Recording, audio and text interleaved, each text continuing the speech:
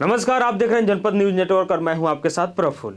पश्चिम बंगाल में विधानसभा चुनाव होना है और चुनाव से पहले पश्चिम बंगाल में उथल पुथल मचा हुआ है।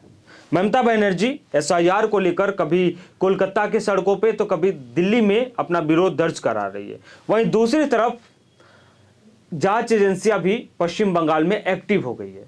आज सुबह सुबह एक खबर सामने आई है कि पश्चिम बंगाल और दिल्ली में ईडी ने अभियान चलाया, तलाशी अभियान किए गए और यह भी जानकारी है कि यह कार्रवाई रेत और कोयला तस्करी के मामले में की गई है। ईडी ने सुबह लगभग पश्चिम बंगाल के कई स्थानों पर और दिल्ली के कई जगहों पर एक साथ छापेमारी की। कई अवैध रेत और कोयला तस्करी के मामले सामने आए थे। उसी सिलसिले में यह अभियान चलाया जा रहा है। सुबह लगभग 6:30 बजे जब आधी दुनिया लगभग सो रही हो, उस समय ईडी अपना काम कर रही थी। पश्चिम बंगाल में आसनसोल, दुर्गापुर और पश्चिम बर्धमान जिले के कई इलाकों में तलाशी की गई। छापेमारी के दौरान केंद्रीय सशस्त्र बल के जवान मौजूद थे, ईडी के आला अधिकारी साथ में थे। अब आपको हम बताते हैं कि मामला क्या है, किन जगहों पर किन कारणों से छापेमारी की गई।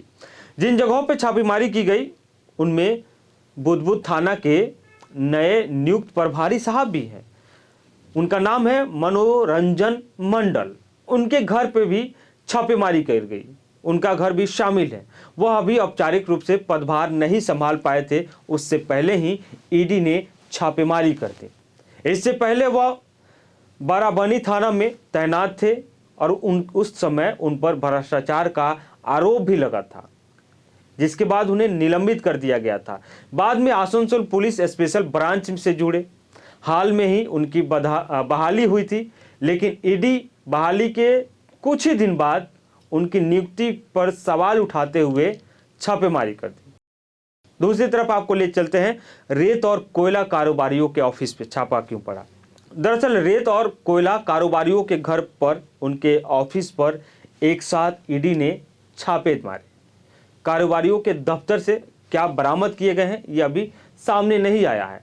यह छापा दुर्गापुर के सेपको इलाकों में रेत कारोबारी परवीर दत्ता और उसके भाई अमित दत्ता के घर पे की गई। इस तलाशी अभियान के दौरान दोनों के घर से क्या मिला, अभी मामला सामने नहीं आया है। यह कंपनी बाड़कुंडा पश्चिम और पूर्व वर्धमान जिले में रेत खदान चलाती है और दफ्तर इनका पानागढ़ में है, यानी घर अलग है, दफ्तर अलग है। उसके बाद पानगढ़ में एक और रेत कारोबारी शेख हासिम मिर्जा बेग के घर पे छापेमारी की गई। उसके बाद कोयला कारोबारी शेख मुइजुल के ठिकानों पर भी छापेमारी की गई। यानी दिल्ली और बंगाल के कई जगहों पर एक साथ तलाश जारी रखी गई। अब उस तलाश में क्या सामने आया है, जो भी अपडेट होगा आपके साथ शेयर करेंगे। हमारे साथ बने रहिए और जनपद न्यूज नेटवर्क देखते रहिए।